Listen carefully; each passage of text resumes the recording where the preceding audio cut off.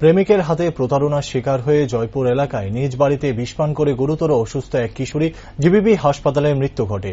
এমনকি থানায় করা হয় প্রেমিকের বিরুদ্ধে মামলা, কিন্তু প্রেমিক এখন পর্যন্ত পলাতক। সাংবাদিকদের মুখোমুখি হয়ে মৃত কিশোরীর মা বলেন, শাকিল নামে একটি ছেলের সাথে সম্পর্ক ছিল ওই নাবালিকা কিশোরীর। মূলত সেই সূত্রে শাকিল নামে ছেলেটি কিশোরীর সাথে পালিয়ে যায়, যার দরুন ওই কিশোরীর সাথে ছেলেটির শারীরিক সম্পর্ক হয়েছে বলে অভিযোগ কিশোরীর মায়ের। এমনকি হয়তোবা মেয়েটির সাথে এমন কোনো ঘনিষ্ঠ মুহূর্তের ছবি ছেলেটির রয়েছে, যেটা হয়তো ছেলেটি মেয়েটিকে দেখিয়ে ভয় দেখাচ্ছিল যে মেয়েটিকে যেন শাকিলের সঙ্গে বিবাহের বন্ধনে না জড়ায়। কেননা নাবালিকা মেয়েটির শাকিলের সঙ্গে অত্যন্ত ঘনিষ্ঠ সম্পর্ক হওয়ার দরুন মেয়েটি ভেবেছিল ছেলেটি তাকে বিয়ে করবে, কিন্তু বাস্তবে বিয়ে তো দূরের কথা, নাবালিকা মেয়েটির প্রতারণার শিকার হয়ে শেষমেশ বিষ পান করতে বাধ্য হয় এবং জিবিপি হাসপাতালে নিয়ে আসার পর তৎক্ষণাৎ মৃত্যুর কোলে ঢলে পড়ে। পরের দিন এই ঘটনাটা করছে। খাওয়ার কারণটা কি?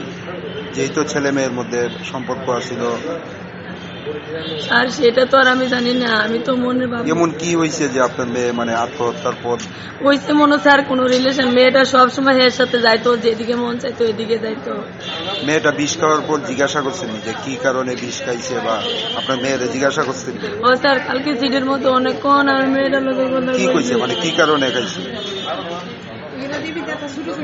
মা কি কইছে? এরপরে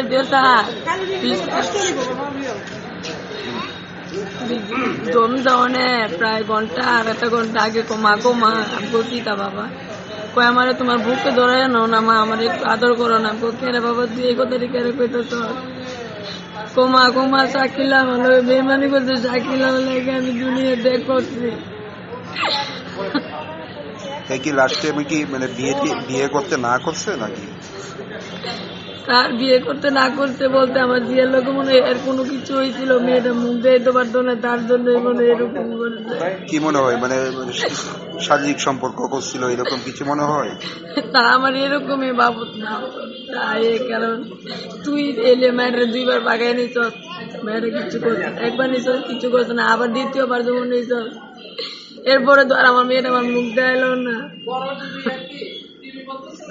এখন ওই ছেলেটা বা তার পরিবারের লোকজন আপনাদের সঙ্গে যোগাযোগ করছেন? না স্যার, কেউ যোগাযোগ করছে না, ফোন করলে